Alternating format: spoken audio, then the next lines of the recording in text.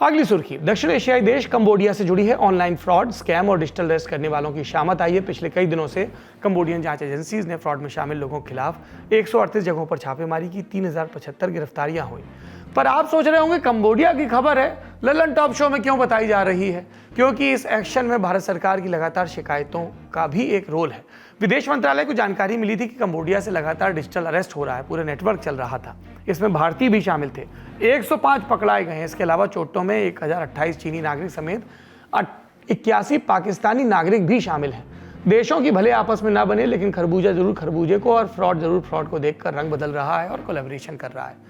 इस छापेमारी में कंप्यूटर, लैपटॉप, मोबाइल फोन के अलावा ड्रग्स, हथियार, चाइनीज और भारतीय पुलिस की फर्जी वर्दियां भी मिली। मीडिया रिपोर्ट की माने तो भारत सरकार इन फ्रॉडस्टर्स को वापस लाएगी और यहाँ पर जाहिर सी बात है उनका सत्कार तो नहीं होगा, और जो होगा वो हम आपको तब बताएंगे जब उनको भरपूर न्याय मिल जाएगा।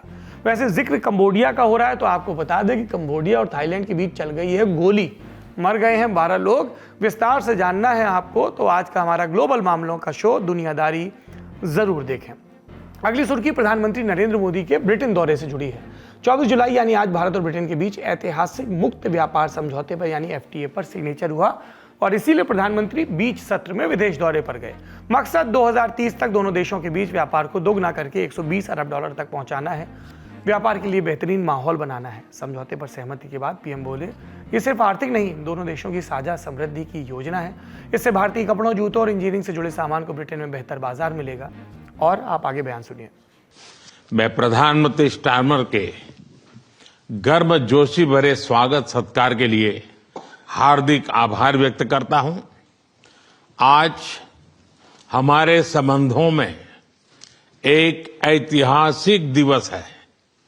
मुझे प्रसन्नता है कि कई वर्षों की मेहनत के बाद आज दोनों देशों के बीच comprehensive economic and trade agreement संपन्न हुआ है। ब्रिटेन के बाद प्रधानमंत्री मोदी मालदीव जाएंगे, जहां वो 25-26 जुलाई को मालदीव के स्वतंत्रता दिवस समारोह में गेस्ट ऑफ ऑनर के तौर पर शामिल होंगे। देश वापस आने के बाद पीएम एनडीए संसदीय दल की बैठक की अध्यक्षता करेंगे। अगली खबर, क्रिकेट प्रेमी कुर्सी की पेटी बांध लें, दिल थाम लें, क्योंकि सितंबर में एशिया कप होने जा रहा है। भारत और पाकिस्तान के बीच मुकाबला तय हो गया है।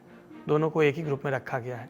इन दो देशों के तनाव के बीच टूर्नामेंट की जगह फिक्स नहीं हो पा रही थी, लेकिन अब सूत्रों के हवाले से खबर है कि बीसीसीआई से अबू धाबी या दुबई में कराने पर सहमत हो गया है। ये फैसला एशियन क्रिकेट काउंसिल की मीटिंग में लिया गया, जो कि 24 जुलाई को ढाका में हुई।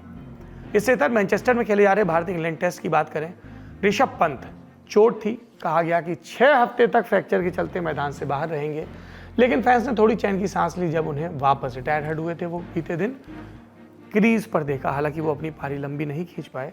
और इनको चोट कैसे लगी थी? पहले दिन के खेल में चोटिल हुए थे। 68वें ओवर में क्रिस वोक्स की यॉर्कर लेंथ गेंद आई, रिवर्स स्वीप करने के चक्कर में पंत के पैर में चोट लगी और तब उन्हें मैदान से बाहर जाना पड़ा।